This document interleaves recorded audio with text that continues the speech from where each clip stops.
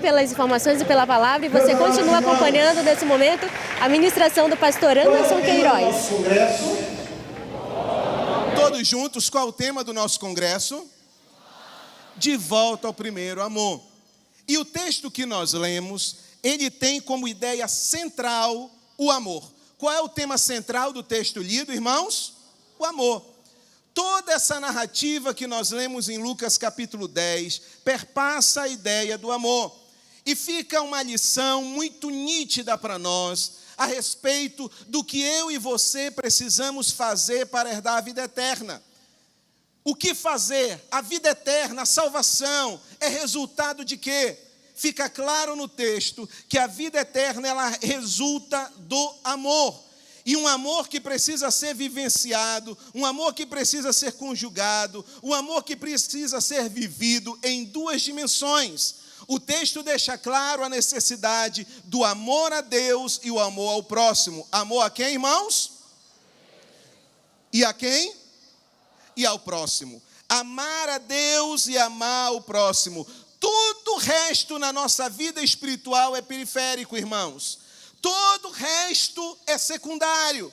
O cerne de tudo na nossa caminhada cristã, o cerne de tudo na nossa vida de comunhão com Deus, o cerne de tudo para que eu e você possamos herdar a vida eterna, passa pela ideia de amar a Deus e amar o próximo. Nada substitui isso. Tudo o resto é periférico. E não se escandalize, por favor, com o que eu vou dizer. Não se assuste com o que eu vou dizer, porque eu vou esclarecer posteriormente. Mas entenda, oração, leitura da palavra, jejum, consagração, evangelização, serviço, ministério, tudo isso é periférico. O cerne é amar a Deus e amar ao próximo.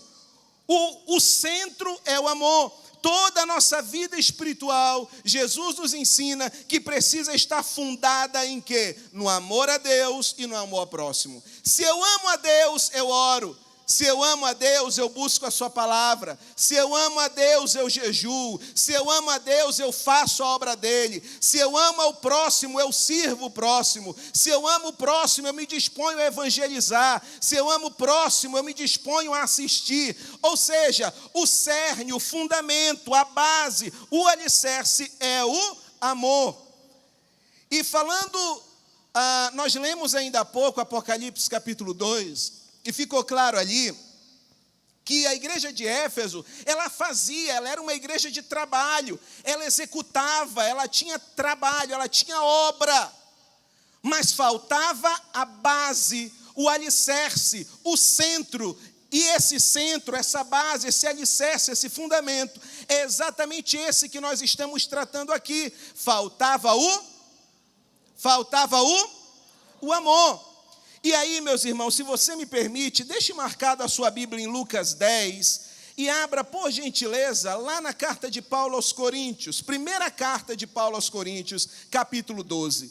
Porque ali, o apóstolo Paulo, no capítulo 12, ele vem falando sobre chamado, ele vem falando sobre ministério, ele vem falando sobre dons. E todos nós buscamos dons, todos nós queremos servir na casa de Deus. E se você observa o que Paulo fala, leia comigo, 1 Coríntios capítulo 12, versículo 5, diz assim, versículo 8, diz assim: porque a um pelo Espírito é dada a palavra da sabedoria, a outro pelo mesmo Espírito a palavra da ciência, a outro pelo mesmo Espírito a fé, a outro pelo mesmo Espírito os dons de curar, a outra a operação de maravilhas, a outra a profecia, a outro o dom de discernir espírito, a outra a variedade de línguas, a outra a interpretação de línguas. Ou seja, Paulo começa a descrever, Paulo começa a enumerar os dons espirituais. E nós, como igreja pentecostal, nós não somente acreditamos nisso, mas nós vivemos isso e buscamos isso. Posso ouvir amém?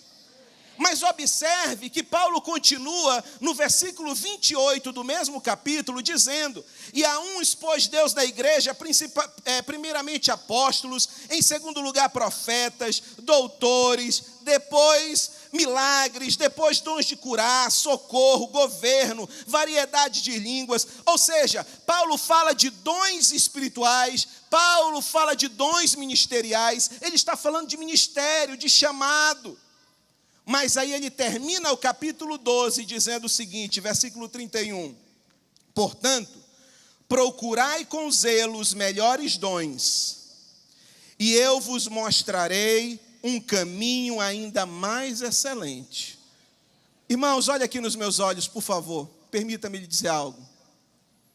Paulo está dizendo o seguinte, olha, tudo isso é muito bom. Tudo isso, ser pastor, ser profeta, curar, ser usado por Deus para operar maravilhas, falar em línguas, ter discernimento, palavra da ciência, tudo isso é maravilhoso.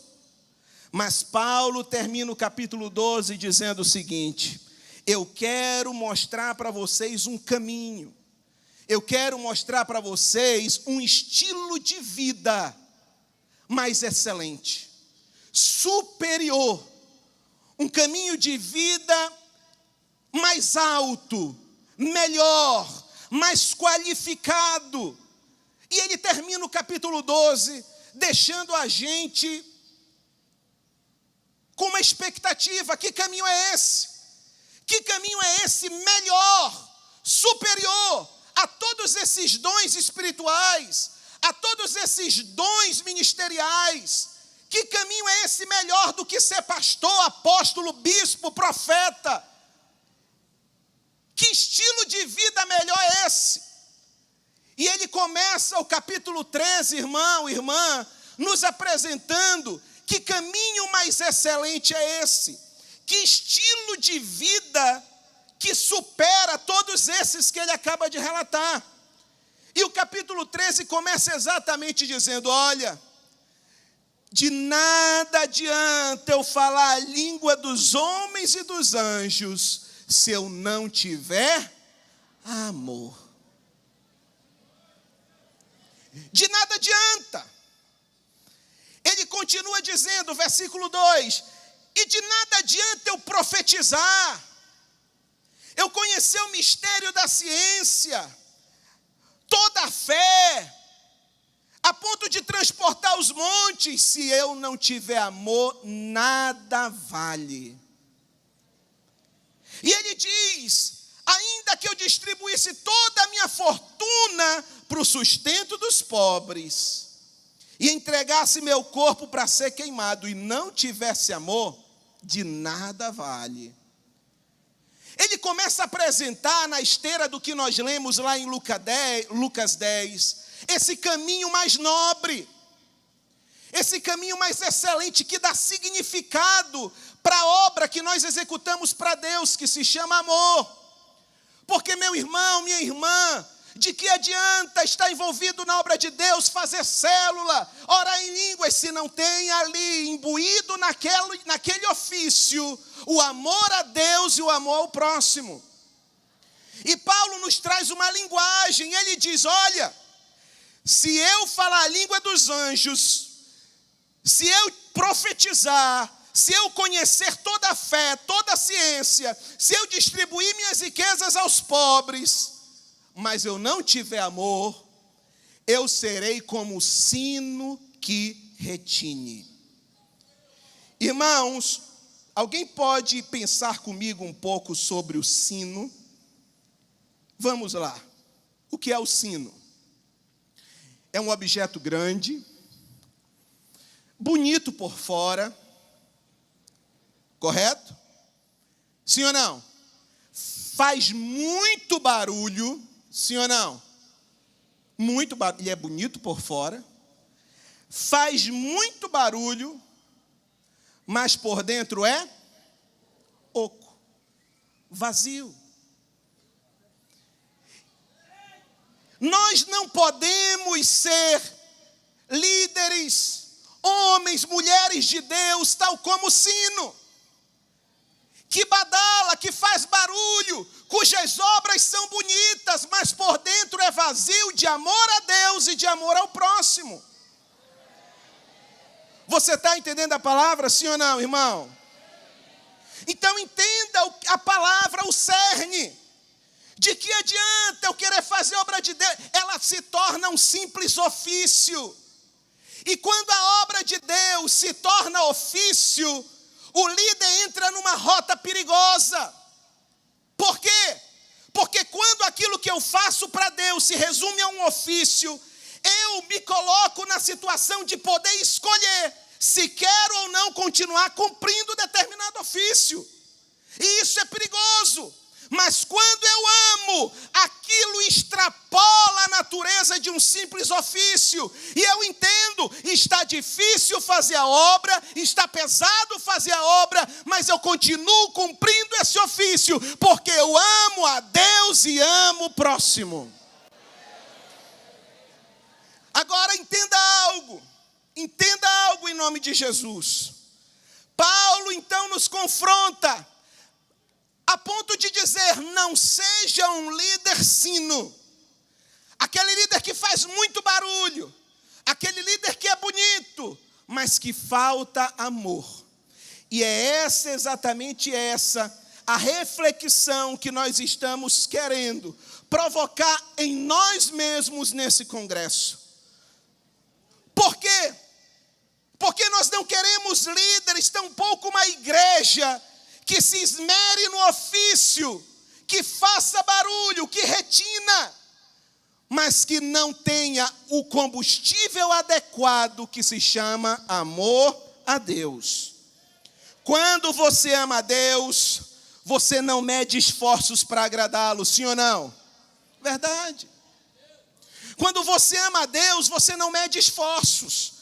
Quando você ama a Deus, você não mede, você se sacrifica. Quando você ama a Deus, você se esforça para obedecê-lo. Quando você ama a Deus, você prontamente é fiel a Ele. Quando você ama a Deus, você opta e decide fazer a vontade dEle, andar em comunhão com Ele, buscar a Ele, ler a palavra dEle, porque você o ama. Você se dispõe a trabalhar para Ele, porque você o ama. Esse amor leva você a crer. Esse amor te leva a enfrentar e suportar dificuldades. Esse amor te leva a esperar por suas promessas. O amor a Deus e o amor ao próximo, irmãos, é um combustível que não pode faltar na minha vida e na sua vida, enquanto cristãos, enquanto servos e servas de Deus. Quantos entendem assim? Digam amém. Diga amor a Deus e amor ao próximo. O amor tem um poder tremendo, e é exatamente por isso que Satanás trabalha por algo. Satanás trabalha pelo resfriamento do amor a Deus no coração do crente. Porque ele sabe que se ele resfriar o amor, a gente para. A nossa obra se torna mero ofício. Por isso é que o inimigo milita. Milita para esfriar o que, pessoal? O amor. E observe que Jesus disse que nos últimos dias, o que ia acontecer, pessoal? O amor esfriaria. Resultado de quê? Da multiplicação da iniquidade. O amor esfriando, pronto, Satanás avança. Por isso é que eu e você precisamos abrir os nossos ouvidos para entender e discernir o que Deus está falando conosco nesse congresso.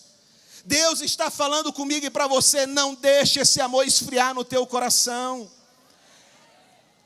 Deus te trouxe aqui para te reabastecer neste lugar, para que você saia daqui com o teu coração ardendo de amor a Deus e de amor ao próximo.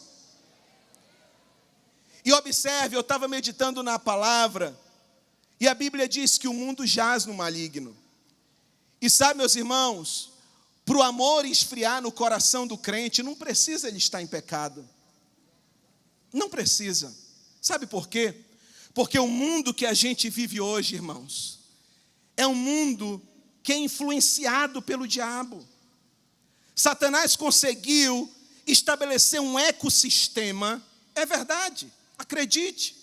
Satanás estabeleceu um ecossistema em que tende-se naturalmente a esfriar o amor a Deus.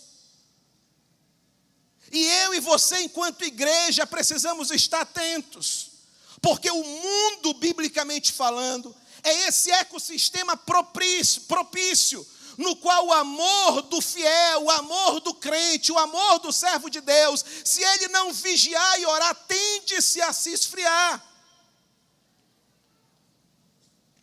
Tenhamos então cuidado, e é justamente por isso que Jesus exorta a igreja de Éfeso: ei, eu tenho porém contra ti uma coisa, eu sei que tu trabalha, eu conheço a tua obra, eu sei o que tu fazes, eu sei que tu está sofrendo, mas eu tenho algo contra ti. O quê?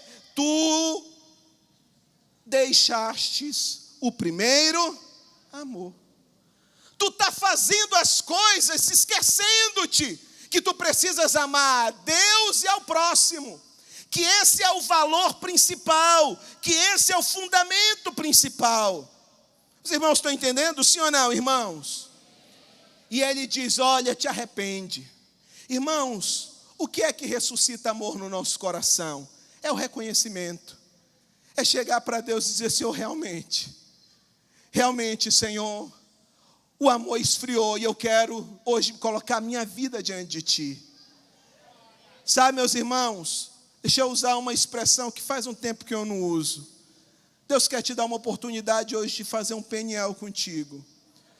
Chegar diante de Deus e dizer: Senhor, está aqui, ó. Eu tenho tocado a Tua obra, eu tenho feito a Tua obra, mas eu esfriei. Eu não tenho considerado, e é por ter esfriado, Senhor, que eu não tenho orado como antes. É por ter esfriado, Senhor, que eu não tenho lido a palavra como antes. É por ter esfriado, ou seja, tudo é consequência, irmãos, do esfriamento do amor a Deus e ao próximo.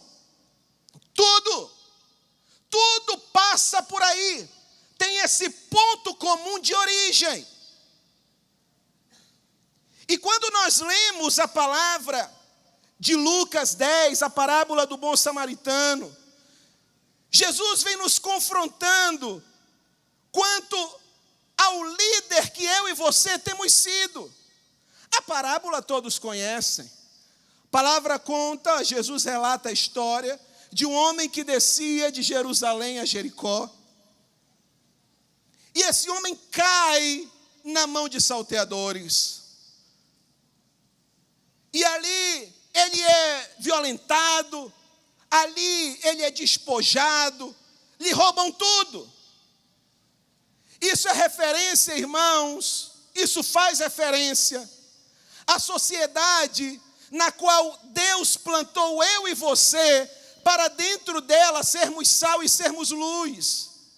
Um mundo que está aí distante de Deus, um mundo que está aí precisando ouvir a palavra de Deus, precisando ser alcançado pelo sabor do evangelho através de mim e de você que somos sal da terra.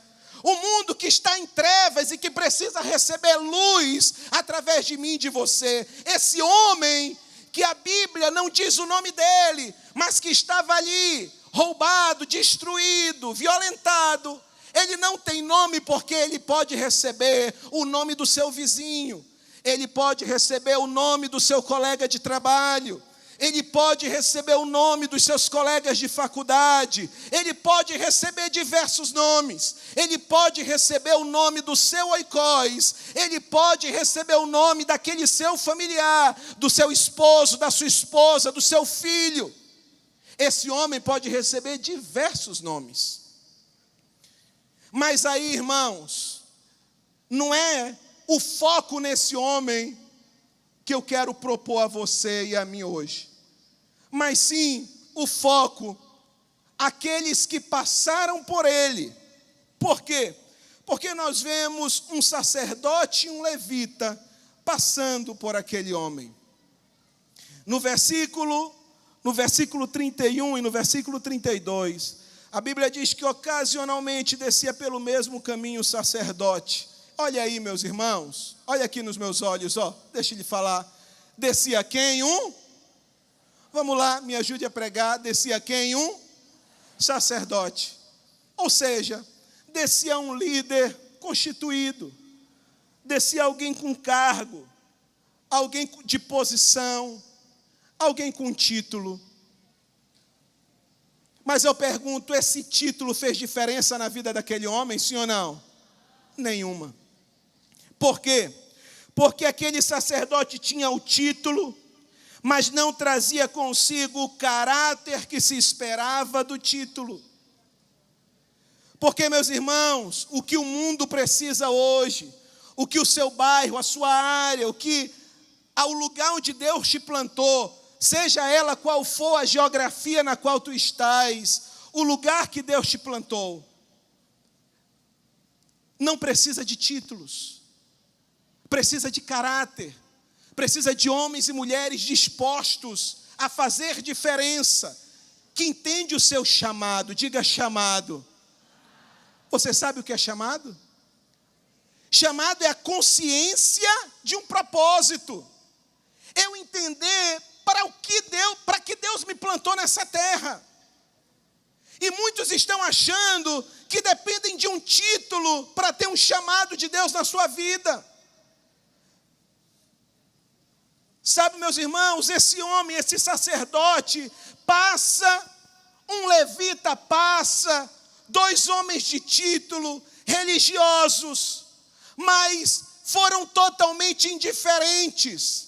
Eles viram, mas não enxergaram. E é esse tipo de igreja que Deus quer que nós sejamos, irmãos? Não. Não. E sabe, meus irmãos, eu em particular, tenho sido extremamente impactado com o testemunho de vida e de cristianismo que o nosso pastor tem nos dado. E eu disse para minha esposa, pastor Jonatas tem esbofeteado a gente. Na sexta-feira, ao dizer, não, nós vamos lá para a rodoviária. Por quê? Porque quantas vezes a gente passa por ali, irmãos, vê, mas não enxerga. Dentro dos nossos carros, com ar-condicionado e vidros levantados, pessoas que estão precisando de um toque de Deus, e nós passamos como esse levita e como esse sacerdote, indiferentes, vendo, mas não enxergando. Passa de largo. É indiferente ao sofrimento. Por quê? Porque falta Você está começando a entender. Faltou o que, irmãos? O amor. Mas eram sacerdotes, levitas, mas na verdade não passavam não passavam de sinos. Barulhentos, bonitos, com a estola sacerdotal, mas vazios de amor. Incapazes de discernir a chamada de Deus, o propósito de Deus, a direção de Deus, a vontade de Deus. Alguém ao lado precisando de um toque, de uma palavra. E sabe, meus irmãos, só abrindo um parêntese, pensando nesse texto, eu achei a pessoa de Filipe, em Atos 8, que também age como esse bom samaritano, que chega no deserto de Gaza, vê lá o eunuco da rainha de Candace, e ele diz, não, eu vou me aproximar dele, porque ele precisa ouvir a palavra, ele precisa de uma direção, de um toque de Deus. E é interessante que é Deus que leva Filipe até lá, né, meus irmãos? Sabe a que conclusão eu chego? Que Deus não te plantou na tua geografia por acaso. Deus tem um propósito na geografia onde tu estás.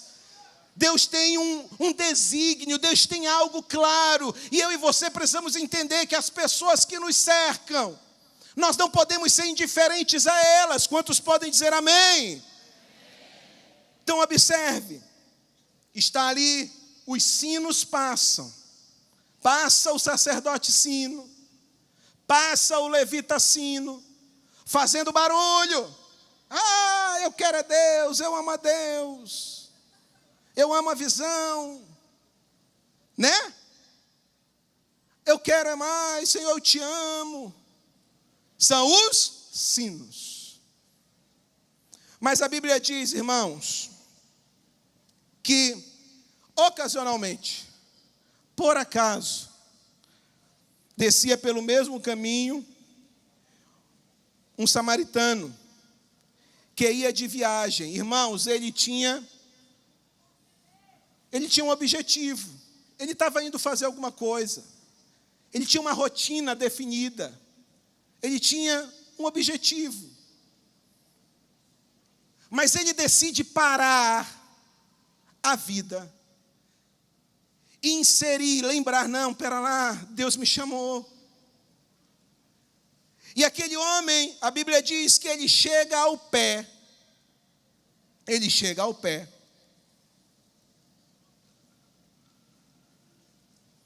Ele vê, mas ele também enxerga. Quantos querem? Irmão, sabe o que faz isso no nosso coração? É o amor. O amor, ele nos faz enxergar.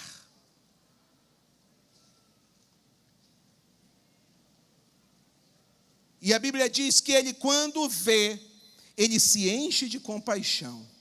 E aqui eu queria, rapidamente, colocar 5 atitudes desse samaritano. Que Deus espera encontrar em mim e em você. Tudo que eu falei até agora foi para chegar nesses 5 pontos. Que eu espero que através desses 5 pontos, o Espírito Santo, através da sua palavra, possa reorientar as nossas atitudes, o nosso ministério, a nossa chamada e o nosso posicionamento enquanto cristãos e igreja. A primeira coisa que me chama a atenção nesse samaritano é que ele moveu-se de íntima compaixão, ou seja, amor. Ele foi sensível ao sofrimento, ele foi sensível à necessidade daquele homem.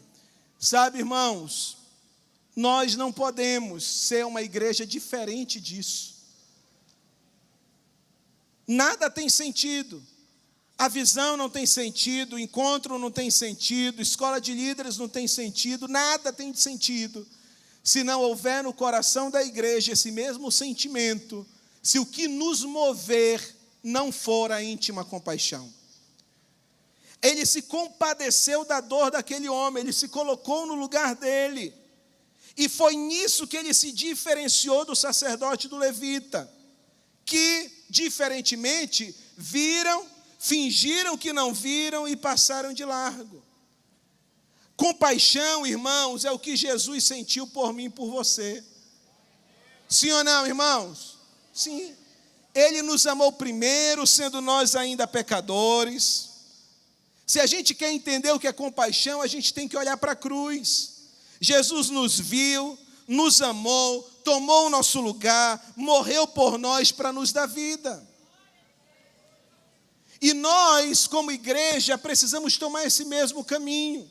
Então entenda, a base da vida eterna, a base da vida cristã, a base da nossa caminhada com Deus, a base é o amor.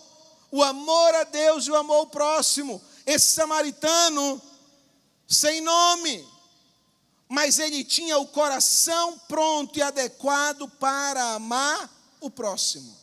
Segunda atitude que me chama a atenção nele é a aproximação. Ou seja, ele se aproxima, irmãos.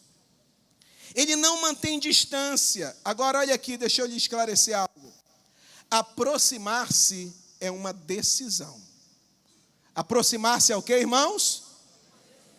Aproximar-se é uma decisão. Irmãos, Deus podia ter colocado no coração do nosso pastor a vontade de assistir aqueles imigrantes. Mas o dedicar tempo, o sair de casa e o ir, foi o quê? Decisão. É vontade. Aquilo que a irmã Cleonice ministrou ainda há pouco. É querer. Saber fazer, sabemos. E é perigoso quando a gente sabe fazer o bem e não faz. A Bíblia nos fala sobre isso. É a igreja que se aproxima. Eu sei, pastor, que eu tenho que me envolver. Eu sei que eu tenho que fazer a obra de Deus. Eu sei que eu tenho que pregar o evangelho. Eu sei que eu tenho que falar de Jesus. Eu sei, mas não age. Falta o amor e falta a vontade de aproximação. Aproximar-se, irmãos, é decidir fazer algo. Decida fazer algo. Está na hora de sairmos da indolência.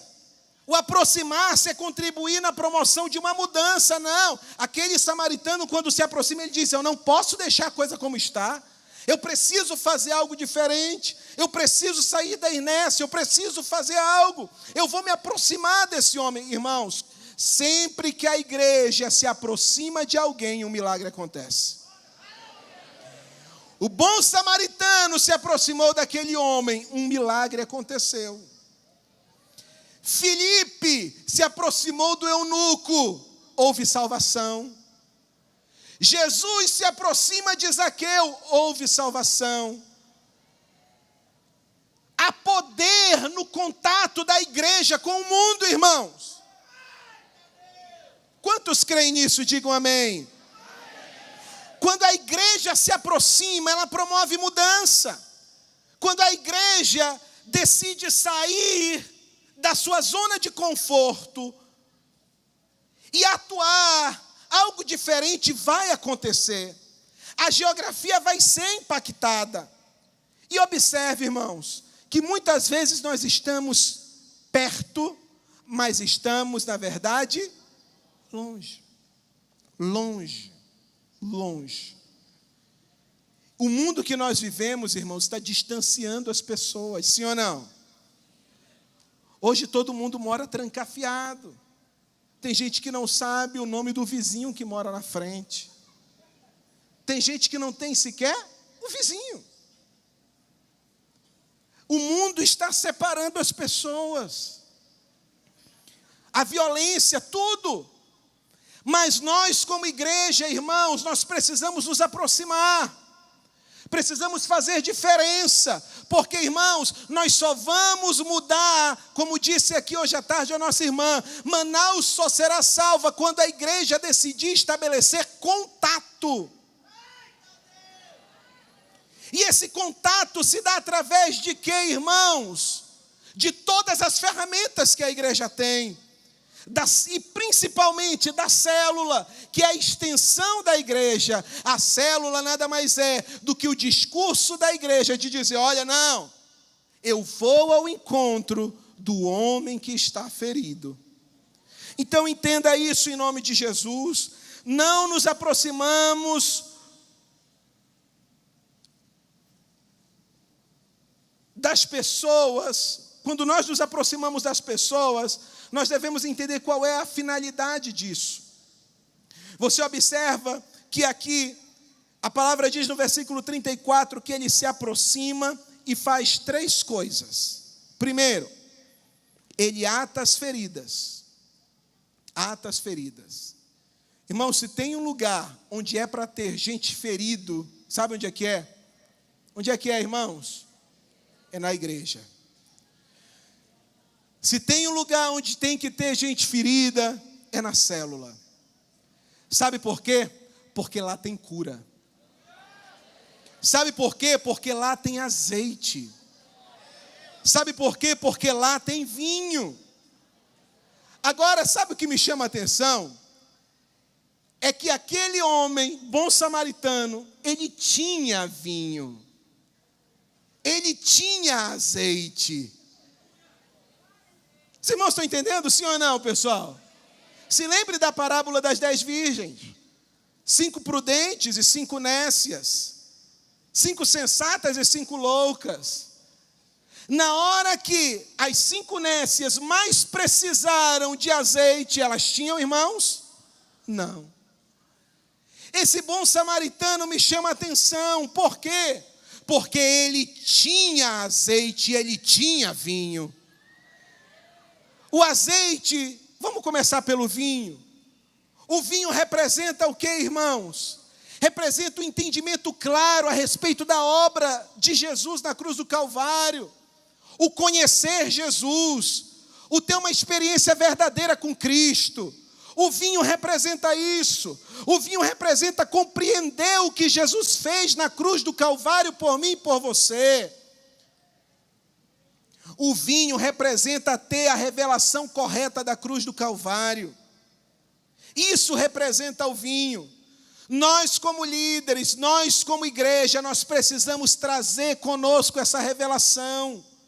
A revelação do Cristo, a revelação do Jesus que veio ao mundo, nasceu, morreu, ressuscitou e nos dá vida eterna, perdoa pecados. Aquele samaritano, quando se aproxima daquele homem ferido, ele derrama sobre ele vinho. Ele derrama sobre ele a revelação do Cristo. Porque ele tinha para si essa revelação. Olha aqui, líder de célula. Você precisa, cada dia, cultivar uma experiência verdadeira com Cristo, com Jesus. Conhecer o poder da cruz do Calvário, conhecer o poder do sangue de Jesus. Você precisa entender, compreender, crer e viver os benefícios do sangue de Jesus. O sangue que perdoa pecados, que cura. O sangue que dá vida eterna, o sangue que vira cativeiros financeiros, o sangue que cura a nossa alma, os benefícios do sangue de Jesus. Quando nós temos essa revelação, nós conseguimos vertê-la sobre aqueles que estão próximos de nós, alcançar outros com essa mesma revelação. Mas aquele bom samaritano, ele não somente tinha vinho, mas ele tinha o azeite. O azeite que representa o quê? O Espírito Santo, a unção de Deus. Observe, irmãos, olha aqui para mim, ó. Ei, por favor, olha aqui para mim, ó. Olha nos meus olhos. Deixa eu lhe falar algo. De nada adiantaria aquele samaritano morrer de amor por aquele homem ferido, se aproximar dele, mas não ter o quê? Vinho e azeite. Não seria igreja. Seria um hospital, não seria uma igreja, seria uma instituição filantrópica, não seria uma igreja, seria qualquer organização beneficente. Mas quando nós, movidos de compaixão pelo próximo, vertemos azeite e vinho, nós estamos sendo igreja. E de nada adiantaria, irmãos, ter azeite e vinho, e não passar perto, e não se aproximar. Ou seja, nós voltamos lá para o início da nossa palavra. O amor a Deus me leva a buscar a Deus, me leva à oração, me leva à leitura da palavra, à consagração, à fidelidade, a uma vida cheia do Espírito Santo. E o amor ao próximo me leva a servir e me aproximar. É interessante, irmãos, também ver a terceira atitude desse samaritano, que é o quê? Ele pôs aquele homem sob a sua cavalgadura. Ou seja, ele tinha uma cavalgadura, e naquele momento ele diz, não, eu estou bem. Se tem alguém que precisa estar sobre ela, é ele que está ferido. Então eu vou colocá-lo sobre a cavalgadura. Ou seja, ele disponibilizou aquilo que era seu para servir a Deus e ao próximo. Você está entendendo a palavra, sim ou não? Ele disponibilizou carro, casa, tempo, dinheiro, não importa. O que é que eu e você temos que nós podemos disponibilizar para Deus e para o próximo? Ah, eu fazer uma célula aqui em casa? Não gosto dessas coisas. Irmãos, o que é isso? É disponibilizar a minha cavalgadura em favor de Deus, do próximo e da sua obra. E existem 3 coisas muito valiosas na nossa vida: tempo, energia e dinheiro. Quais são as 3 coisas valiosas na nossa vida, irmãos? Tempo, energia e dinheiro. Você tem ofertado isso a Deus e ao próximo? Quanto de tempo você tem ofertado a Deus e ao próximo? Quanto de energia você tem ofertado a Deus e ao próximo? E quanto de dinheiro você tem ofertado a Deus e ao próximo? Sabe, meus irmãos, o quantum, a quantidade daquilo que eu entrego de tempo, energia e dinheiro a Deus e ao próximo revela se os meus valores são os valores de Deus. Eu não faço célula porque eu não tenho tempo. Eu não faço a obra porque eu não tenho tempo. Isso é um desafio, irmãos. Cada vez nos faltará tempo. Parece que as horas estão abreviando, irmãos.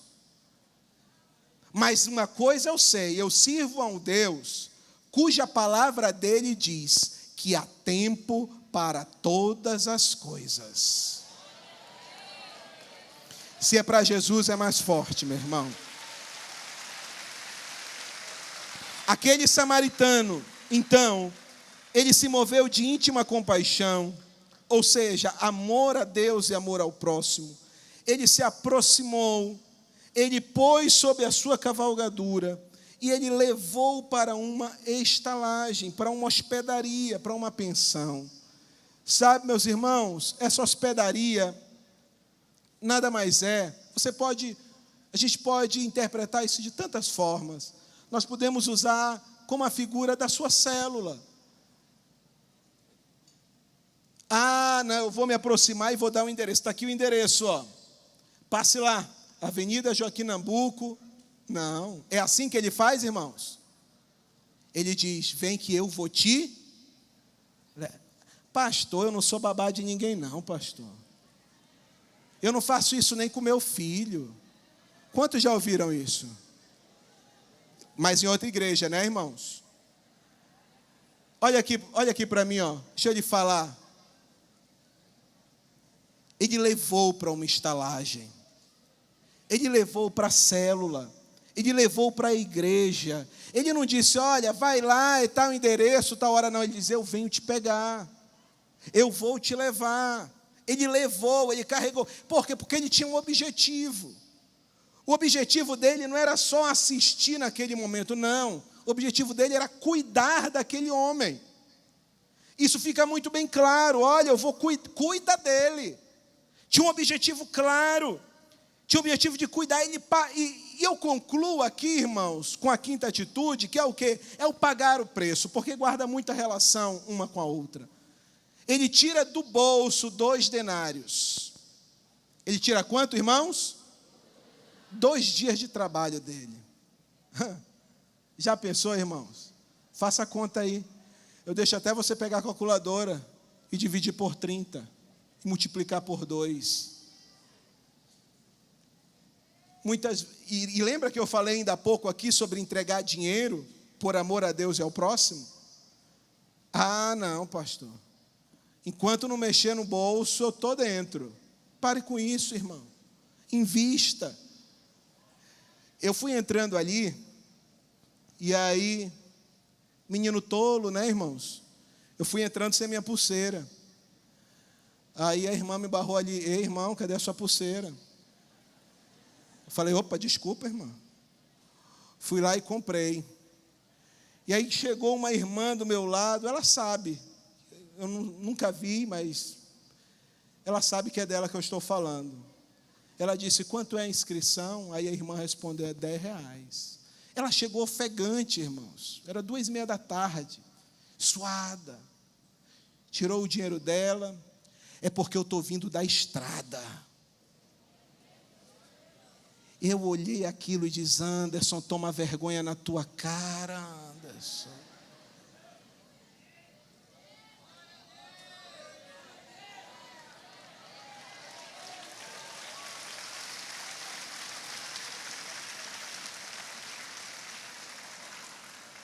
Naquela hora eu pensei, Deus ama ela mais do que a mim. Só pode, irmãos, porque eu amaria. Irmãos, deixa eu lhe falar. E ela tirou do bolso, está aqui, ó. porque eu amo a Deus e ao próximo, e eu vim aqui aprender a ganhar vidas para Jesus. Sabe o que é isso? É pagar o preço, irmãos. O maior preço que ela pagou talvez não tenha sido nem os 10 reais. Mas o esforço, porque lembra que eu falei de tempo, dinheiro e energia. Olha, o esforço é pagar preço, irmãos. Agora, quando eu não amo, quando o amor esfria no meu coração, eu não vejo eu ir para o Canaã, sábado à tarde, esse sol a pino, sou nem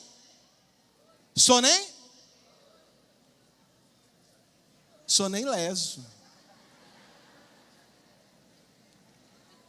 Existe ou não existe esse discurso, irmãos? Resultado de quê? De crente? Blim, blim, blim. Sino. Faz barulho. É bonito, mas é de amor.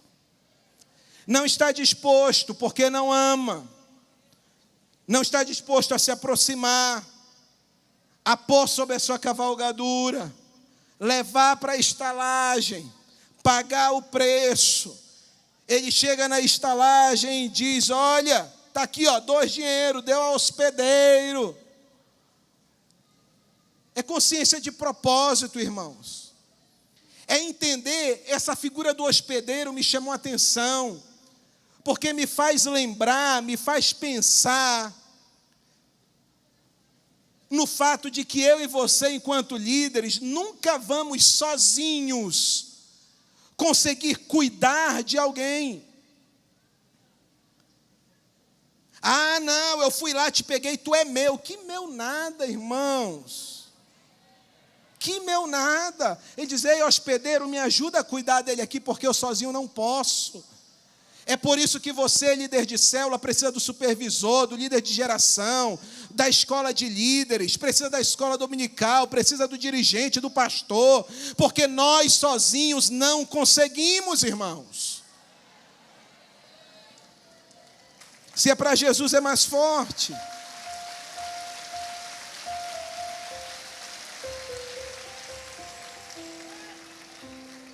Então eu quero concluir hoje. E a minha palavra para você é simples. Olha aqui para mim, ó. Ei. Eu concluo com uma pergunta. Como está o teu coração? Como está o amor a Deus dentro do teu coração? Ah, pastor, eu vim para cá pensando que eu ia aprender a fazer célula. Não, você sabe. Eu vim para cá, pastor, pensando que eu ia aprender uma mega estratégia. Estratégias sem amor não valem. Ah, pastor, eu queria algo revolucionário. A palavra de Deus é simples. Ama Deus. Como? De todo o teu coração, de toda a tua alma, de toda a tua força, e ama o teu próximo como a ti mesmo. Se você fizer isso, o teu chamado começa a fazer sentido.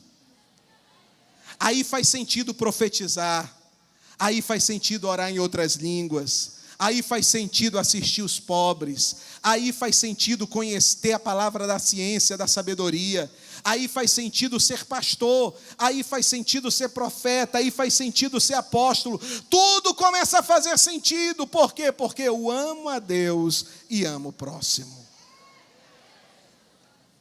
Quantos entenderam a palavra do Senhor? Quero convidar você a ficar de pé hoje em nome de Jesus.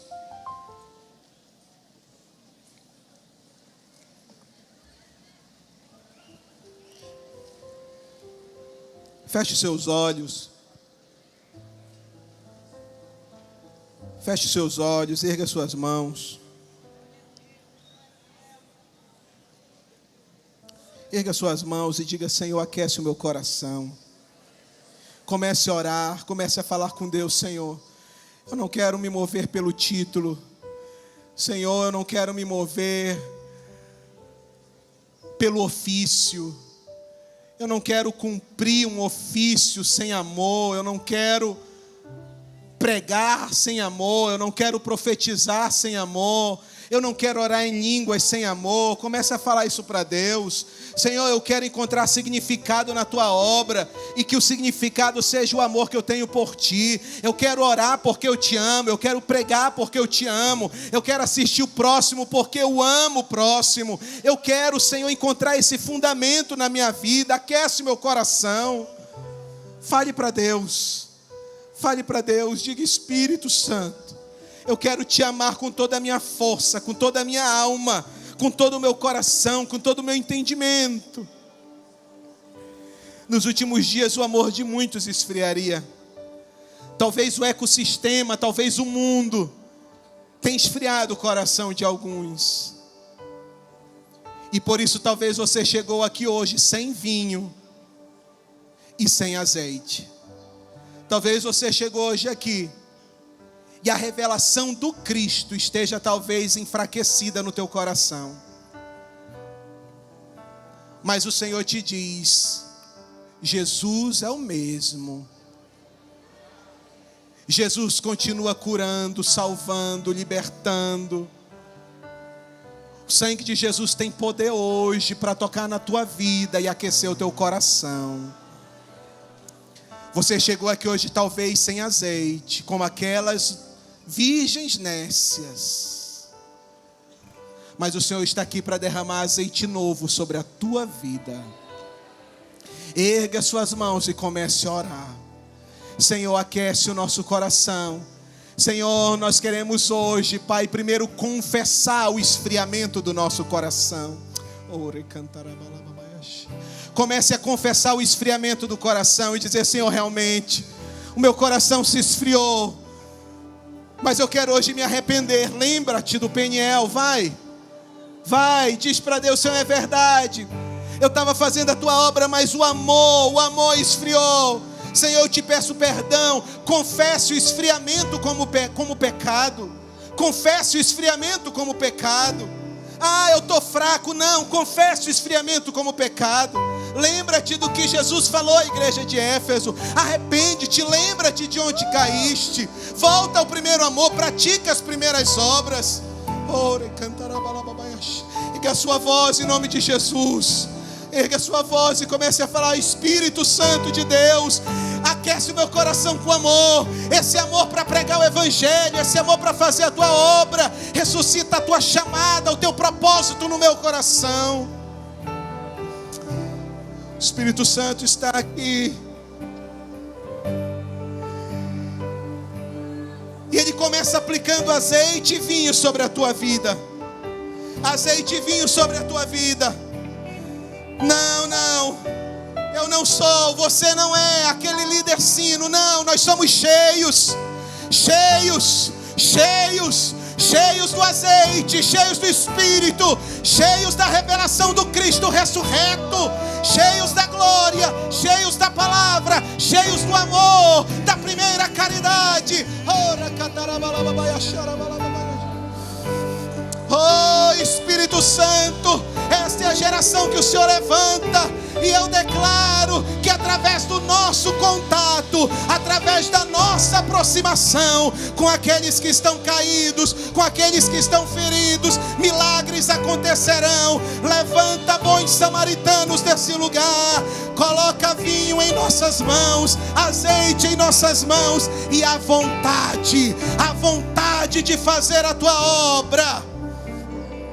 Saia da inércia. Espírito Santo, hoje o Senhor está removendo toda a indolência do coração da liderança, toda a inércia, toda a preguiça espiritual, tudo aquilo que nos ata, que não permite com que nos aproximemos. Arranca do nosso coração todo acanhamento, toda envergonha.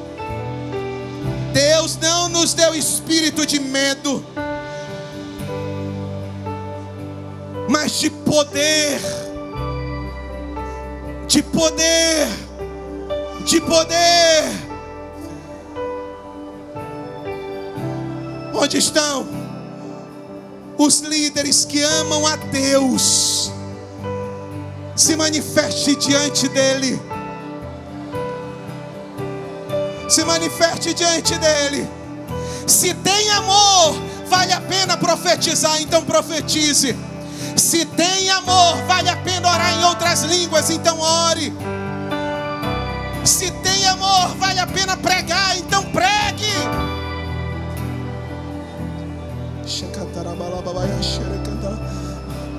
Vinho e azeite sobre a tua vida.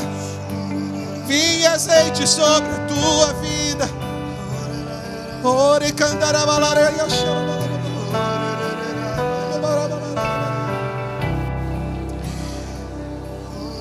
Uma igreja que te ama, Senhor. Uma igreja que te ama. Uma igreja que não mede esforços para fazer a tua vontade. Uma igreja que não mede esforços para fazer a tua obra. Que supera obstáculos porque entende que o que faz não é mero ofício, mas é chamada, é propósito, é senso de existência, é missão.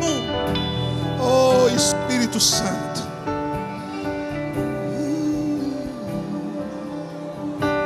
Só como pode ainda adorar se não tem motivos para cantar? Abandona esse Deus e morre. Mas não adoro pelo que ele faz, muito tendo bens materiais. Eu adoro pelo que ele é. Eu sou dele, tudo é dele.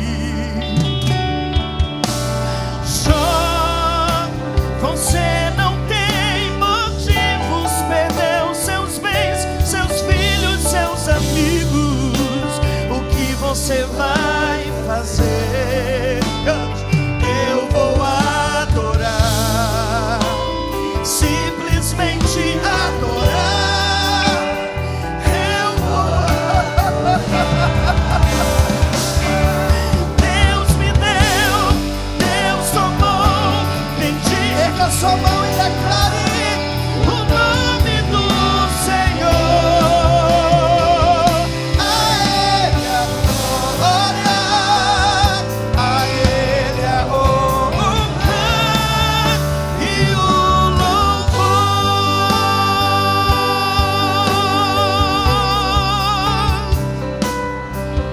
louvor. Se esse é o desejo do teu coração, entregar tudo, erga sua mão e dê um brado de glória. Só como pode ainda adorar?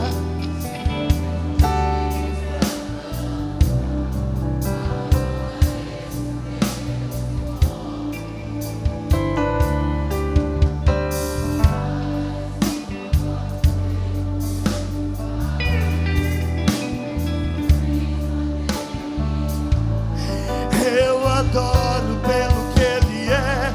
Eu sou dele, tudo é dele. Então cante.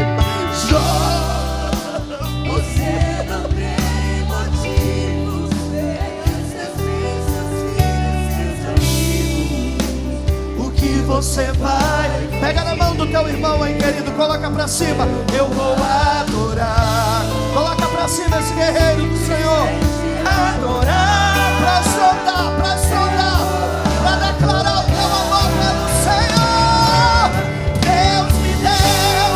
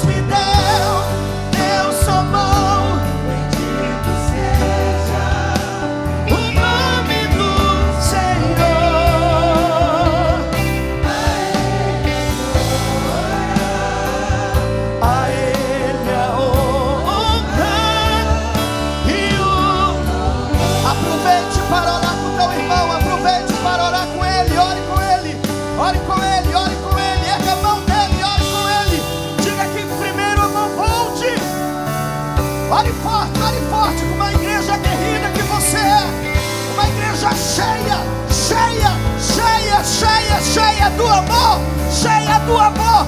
Oh, diga para o Senhor: Senhor, nessa tarde eu renovo a minha aliança contigo. Eu renovo a minha aliança contigo em amor, em amor, oh, em amor, em Abaiabacê.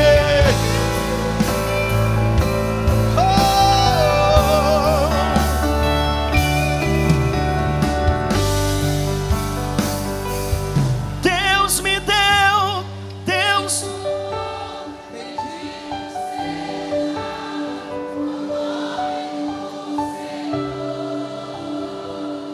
A Ele a glória.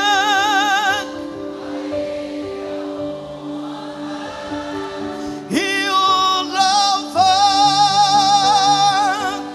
Deus me deu.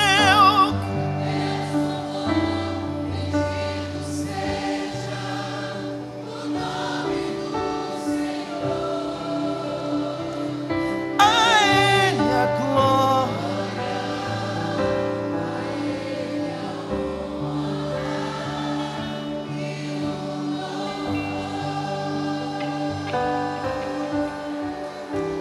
Faça o que quiser na presença dEle.